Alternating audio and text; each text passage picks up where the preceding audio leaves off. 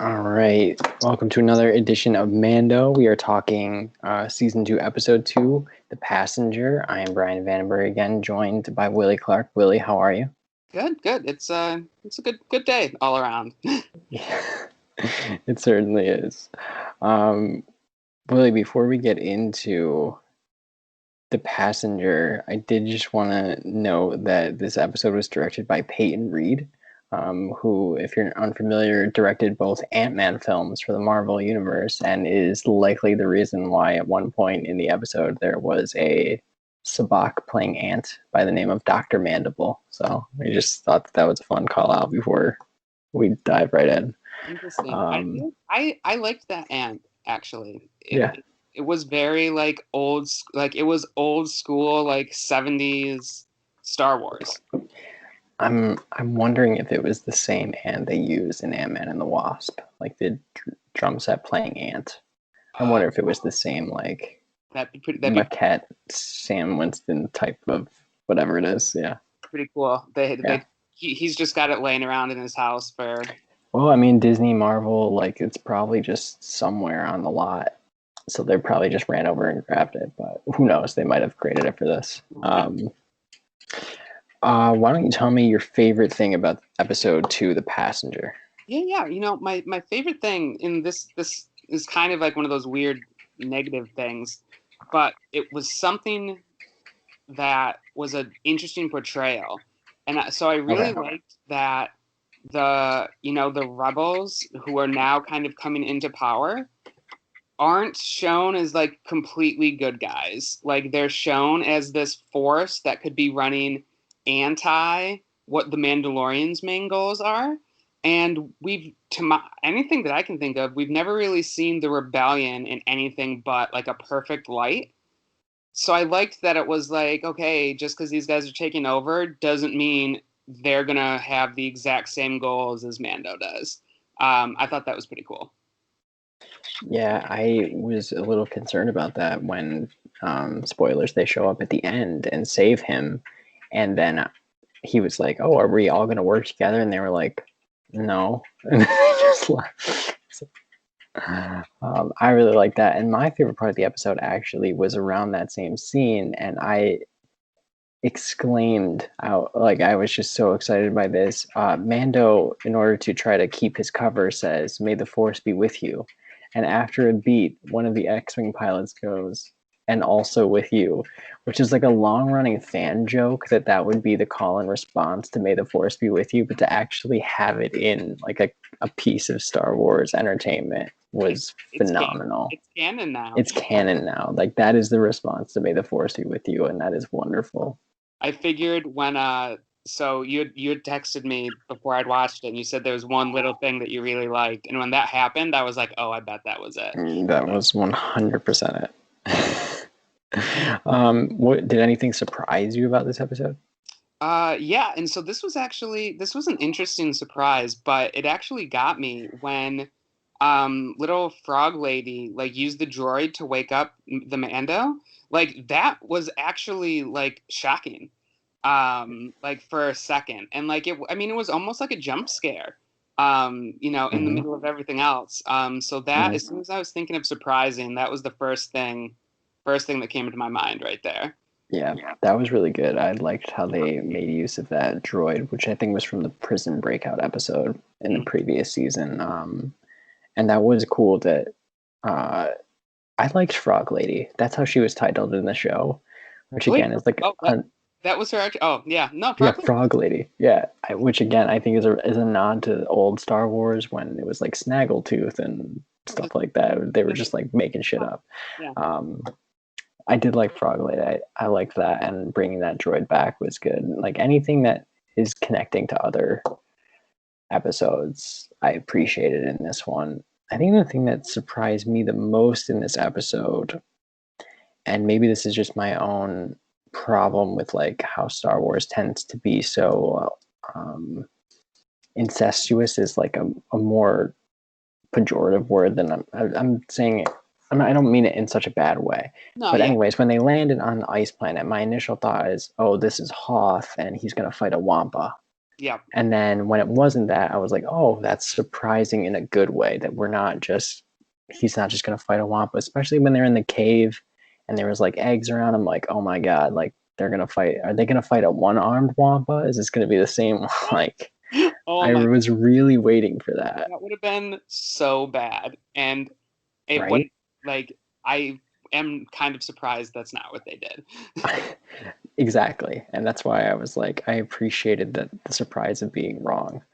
Because that was my, like, I wrote as I was watching it, I just wrote Wampa question mark, question mark, question mark. Like, is it going to come? Um, so yeah, I had that. Anything you did not like about the episode?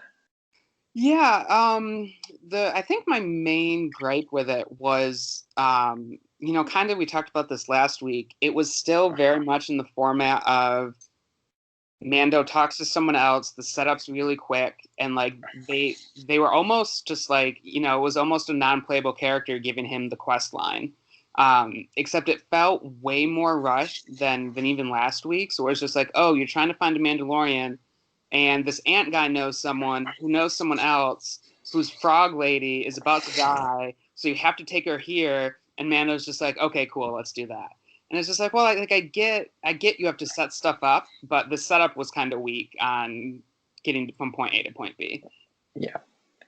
And so my not like for this episode is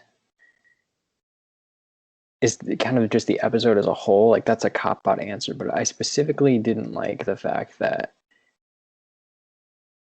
we seem to not be moving the ball forward in any true sense of the word.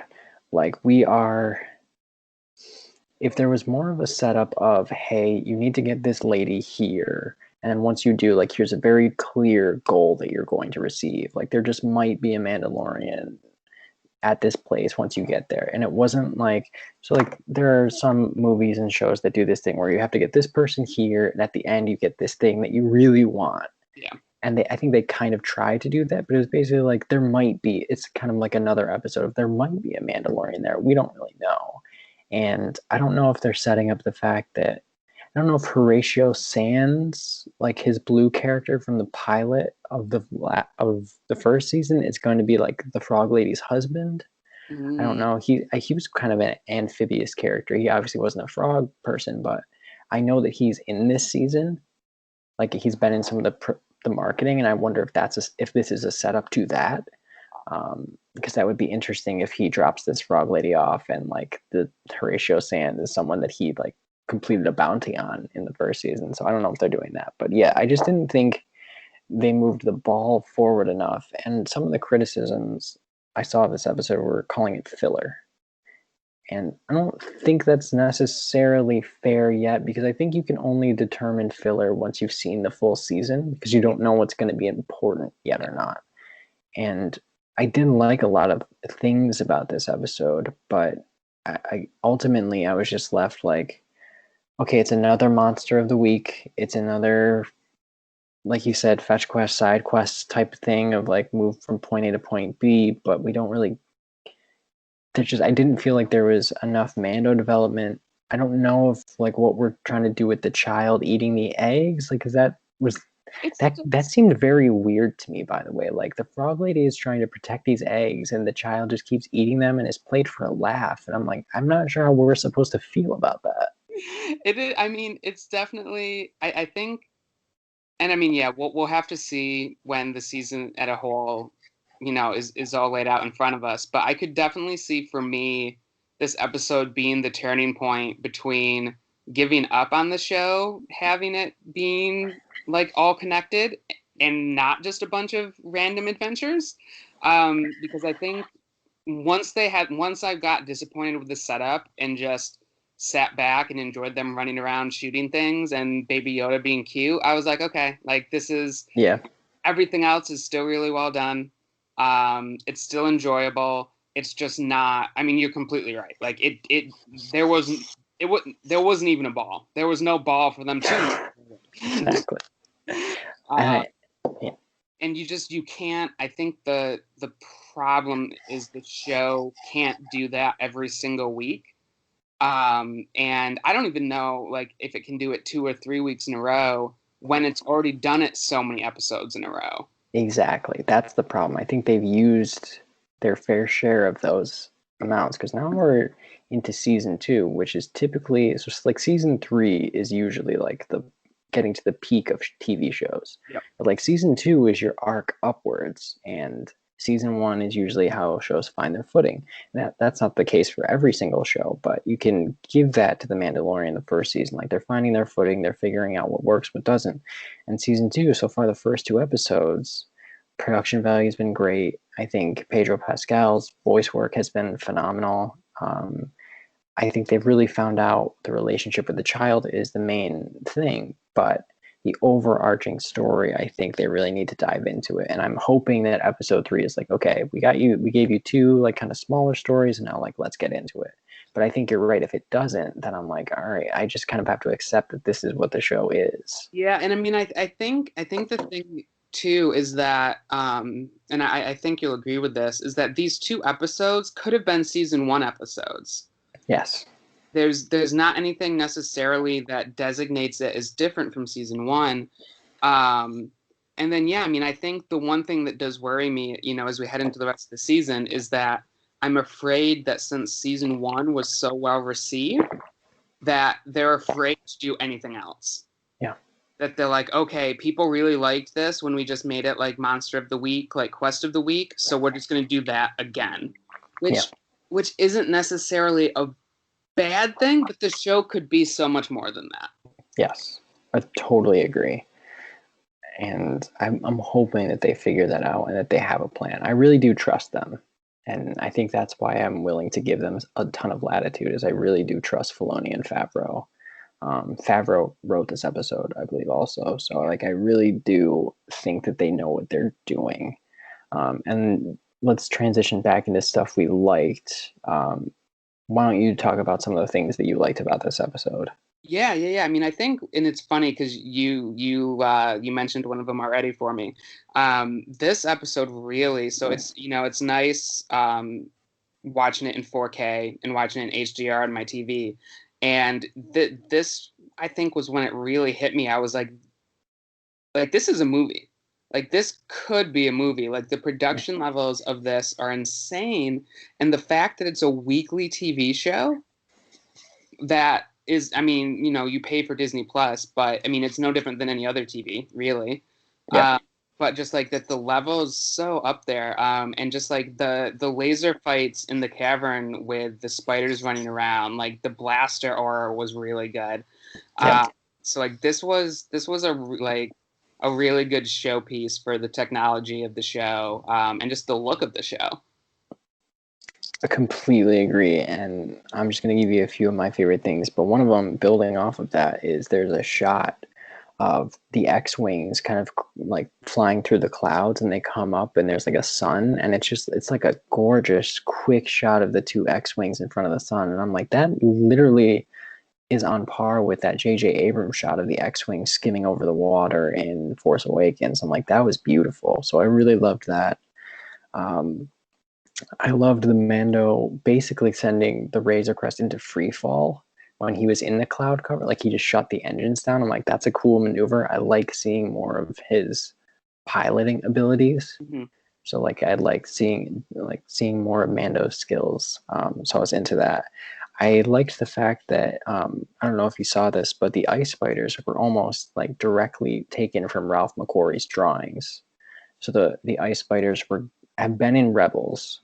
I'm gonna butcher the pronunciation. It's like it starts with a K. I'm not even gonna say it. I'm just gonna skip it. But they were in Rebels. But they were initially designed to be on Dagobah. Like Luke encounters them. I don't know if they're part of the dark side cave or whatever, but like there's a drawing that McQuarrie did of Luke on Dagobah with the ice spiders and the eggs, and it's like identical, and it's really cool. So again, another nod to Filoni and Favreau being pulling stuff. I liked scared baby Yoda, like waddling around and squealing. I thought that was super cute. That's definitely our dose of cute baby Yoda. And then the last thing I liked was the jetpack opening. M.A.N.D.O lying and then murdering that guy. all in front of Baby Yoda. It is. I mean, it's an interesting, and I think that was one of the reasons I liked them showing kind of the difference between Mando's goals and, the rebels at this point. Is they have to be careful with Mando because I mean, you don't want to make him too like anti-hero. But then if you also make him too nice and cuddly and fatherly with Baby Yoda, then I think you lose some of like the grit of Mando too. So it's an interesting balance that they kind of have to figure out between there. And I think that was a cool moment when it's like, oh yeah, like Mando's not really a good guy. Like No, gets exactly. he just gets stuff done. 100%. I loved that. And it's interesting that he does all this stuff right in front of Baby Yoda to see. So I don't know. I don't know if they're going to play on that. Like, are they going to touch on the fact that Baby Yoda is seeing him, his father figure, do all of these pretty reprehensible things?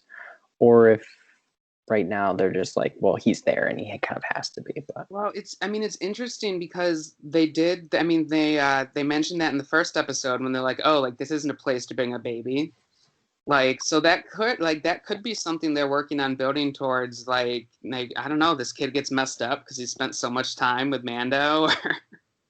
I mean, are we on the dark side path? Are we seeding that this early on? I mean, how heartbreaking would that be if Baby Yoda was dipping into the dark side once he learns the Force? He did Force choke someone. He Yep. Force choked Cara Dune, actually. Yeah. So we'll see. What did you notice about anything in this episode that you think might come back later? Yeah. So there were a whole bunch of them that they rattled off really quick. Was all of the Mando's like past exploits when they put up his record and they were talking about all of these things. So I'm interested if any of those are going to be things that we visit later or come up later or end up being important later. I mean, because they listed some pretty specific stuff. Stuff that he'd done and all that. So I'm interested if that was just filling in some backstory or if it's stuff that's actually going to end up being important as we move along. Yeah, and yeah, I think just for me, it was just the New Republic in general. Like, what is the relationship going to be from here on out? Because again, we know that the remnants of the Empire are a factor. We know that bounty hunters are going to be a factor, and so it's going to be interesting to see who's going to be on whose side when you would imagine all of this stuff comes to a head. Like, is the New Republic going to help Mando? Or are they going to be also on his tail? Like, is he going to be a one-man army against all different factions from all sides, which I kind of like.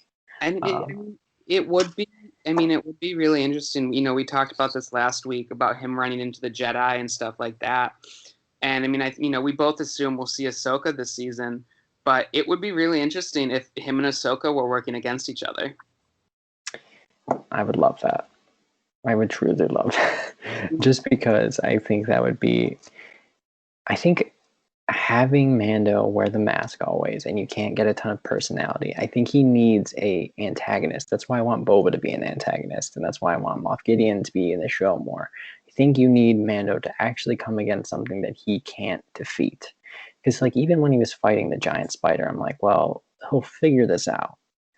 Like he's not gonna not figure this out. And like technically he didn't, but I wasn't ever concerned for him. Whereas, like, if he's fighting Boba Fett or he's going up against Ahsoka, I'm like, I don't know if I love his chances there. Yeah. So I'm hoping that that's the case.